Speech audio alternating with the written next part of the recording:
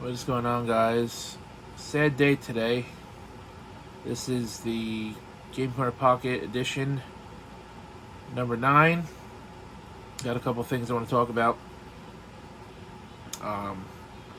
Crash Bandicoot 4 had its official release announcement, as well as the first trailer for the game. So I'll talk about that. I want to talk about Min Min from ARMS being added to Smash. Not going to say a whole lot on that, but I'll get to that in a moment. And Nintendo is apparently leaving the mobile games market, so that's going to be the main story for today. The Crash Bandicoot 4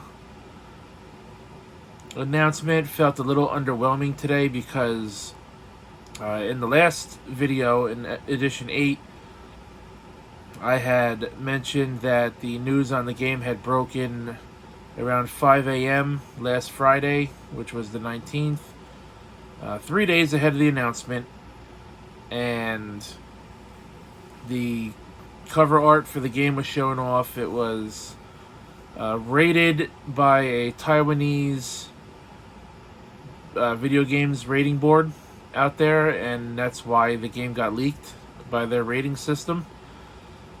And then more news came out on Sunday, which was yesterday, stating that the game would release on October 9th, 2020. The release date was wrong. It was off by 1 week. The trailer came out today. It's a minute and a half long. However, I will not show the trailer here because I don't want to be attacked by the copyright monster. And shows off some of the levels in the game. Has to do more with time and time travel, apparently. Sort of like what Crash Bandicoot Warped, which was Crash Bandicoot 3, did, because that game had some time traveling mechanics. Sometimes you play through like a medieval type level, or you would play through a Jurassic type prehistoric level, or you would play in some level and something that kind of resembled Aladdin. So then you have stuff like that. They showed Crash Bandicoot can now grind on rails. He must have stolen Sonic's soap shoes to be able to do that. But they have shown a couple instances in the trailer where he is sliding across the top of rails. He could also slide with his hands across rails as well. They showed an instance of that in the trailer. As I was saying before my dad called and interrupted the recording, you can buy the game physically, of course, or digitally. If you pre-order the digital edition, and I'll put this up on screen, you can get a set of totally tubular. Who the fuck uses that terminology anymore? Don't know. 1990s design inspired Crash Bandicoot and Coco Bandicoot skins. Or costumes. I don't like the word skins. They're costumes. And there's absolutely zero incentive as of right now to pre-ordering the game physically. So that's kind of unbalanced. Usually if there's a digital incentive, there's a physical one as well. The game is coming out October 2nd, 2020. And I can't wait. It looks pretty fun. Check the trailer out for yourself. It's on all over YouTube by now. So comes out 3 days after my birthday. And I know I'll have some money for my birthday. So whatever money I'm short, I could get it for my birthday, I'm sure. I can't wait. We are about 3.5 months away from the first actual Crash Bandicoot sequel in 21 years. And from what I've seen, it looks pretty good. ARMS character we knew was going to be put into Smash for a while now. And the character was finally revealed today to be Min Min from ARMS. I'll be honest, I don't know fuck all about characters from ARMS. I've only ever played the demo for the open beta before the game came out back in 2017. And it's an alright game from what I played. But not something I was crazy invested in. Never bought it. Never played it since the open beta, and only got to play it one time because of the way they did that beta. But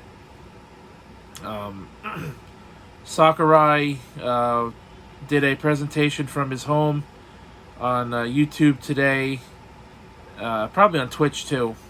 35-minute presentation showing off the trailer for the character, which has an opening animation and shows a bunch of ARMS characters brawling over the Smash Bros. Invitation that floats in on screen. And Min Min eventually is the one who emerges victorious and accepts the invite for the Smash game. So Min Min will release June 29th, which is next Monday, and that is the seventh DLC character for the game, and there's 5 more to go. I'm hoping we actually get a character I give a fuck about, because I have not really cared at all for any character that has been released for DLC. Piranha Plant was cool. Didn't really care though, but cool. Banjo-Kazooie, fuck it. Terry Bogard, meh. I've played Fatal Fury, when I was a kid. Didn't really stick with that series too much. And the King of Fighters, I've played a couple of those as well. What else? Byleth, I like Fire Emblem Three Houses. Not a character I really care for to be put in Smash. I think there's too many Fire Emblem characters as it is. Joker from Persona 5, I don't give a fuck about because I never played the game. Don't plan on ever playing the game. And Dragon Quest Hero from Dragon Quest 11 is another game I never played, never will play, don't care to play it. And now we got Min Min, which is another meh to me. So we have 5 more characters, and hopefully we get somebody I actually want to care about. I'm hoping Shantae becomes a playable character. That would be awesome. I'm interested to see how she would work out. I would love to see Chun-Li in Smash, since we have Ken and Ryu. The 3 main characters I feel are the 3 main staples of Street Fighter, I feel, are Ken, Ryu, and Chun-Li. We have 2 of those 3. Give me Chun-Li and I'll be a happy guy. As for the last 2 characters, I don't know. Or last 3, rather. Right? 5 more characters coming? Yeah. So, I don't know what I would want to see within those last 3 characters, but I'm interested in finding out. But it would be pretty cool if I get at least those 2 characters. That would be awesome. If we do get another Fire Emblem game anytime soon, which is probably not going to happen before the DLC is finished, this Character Pack 2 is finished, we'll probably get another Fire Emblem MC. So I'm hoping that's not the case. But, whatever. Min Min, June 29th. If you're a fan of ARMS or the character, you should be looking forward to it. I haven't really played much Smash in a while. Maybe I'll hop on there again. Check out who's playing the character and see how the character plays at least. The last thing here I'm going to talk about, and I have an article pulled up for it. This is from Game Rant. So, I've heard of this website, but I don't usually go to them too often for gaming news. But Nintendo is apparently leaving the mobile games market, which I can not really care either way. Nintendo in the past has done Super Mario Run. They have done Fire Emblem Heroes, Dr. Mario World last year, Mario Kart Tour last year, Dragalia Lost. I believe that came out in 2018. And do they have a hand in the Pokemon mobile games and the Pokemon Home app? I'm not too sure. But yeah, so this is seemingly coming to an end. It seems Nintendo is done trying to insert itself into such a potentially lucrative market, according to Game Rant. However, with recent reports claiming that the company is taking a step back from mobile gaming, reportedly by Bloomberg, it seems this is due to Nintendo being underwhelmed by the financial results of the recent titles, choosing instead to chase the success of games like Animal Crossing and New Horizons, which pulled insane numbers on the Switch. That's another one. They did the Animal Crossing Pocket Camp or whatever it was called on the phones, and that Miitomo thing. Those two games have since been closed up. So,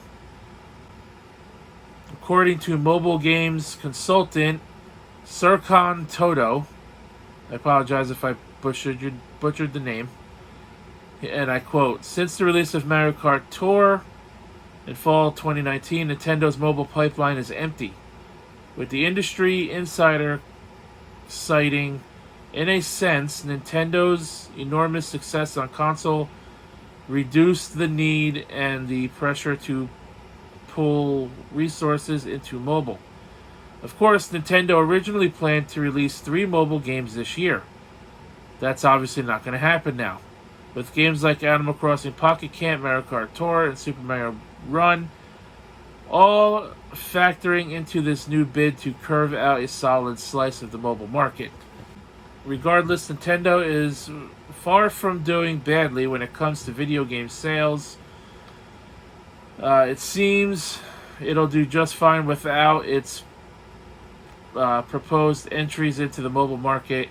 Animal Crossing New Horizon became a landmark success for the company pretty quickly, slotting in the best-selling game of all time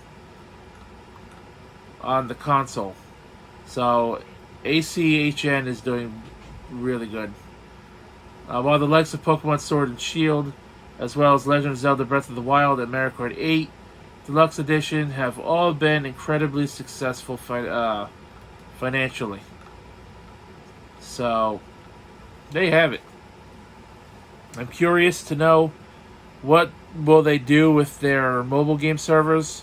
Mario Kart Tour, will that get shut down?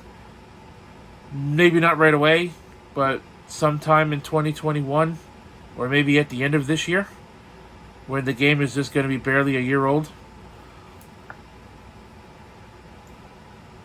What are they going to do with Fire Emblem Heroes? That's been around for a little while. And there's quite a handful of people I know that still play that. Dr. Mario World I can care less about. Close that fucker down. I'm kind of surprised they haven't already, but they're still supporting it. Then you got Dragalia Lost. I know they pulled probably the most resources into that one. They actually got Side Games as their developer for that game. And Nintendo, I don't think, has gotten the numbers they were hoping for with that game.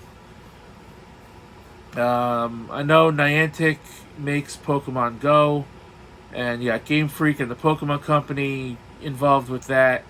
But Nintendo publishes Pokemon games on their consoles, so do they have a say in this? Will that affect Pokemon Masters? Will that affect Pokemon Go? Will that affect any future updates for the Pokemon Home app on iOS and Android? You know, who knows? Only time will tell, I guess. But, interesting to see where Nintendo goes from here. Honestly, if they want a secondary market to make money from, they can start putting their games on PC. Now, they probably won't bring Mario and Zelda over there, but their lower tier games like Fire Emblem, they could port that over to PC. Maybe they could put a Kirby game or two on PC or something. I'm sure they can make money doing that. But at the end of the day, Nintendo's doing great.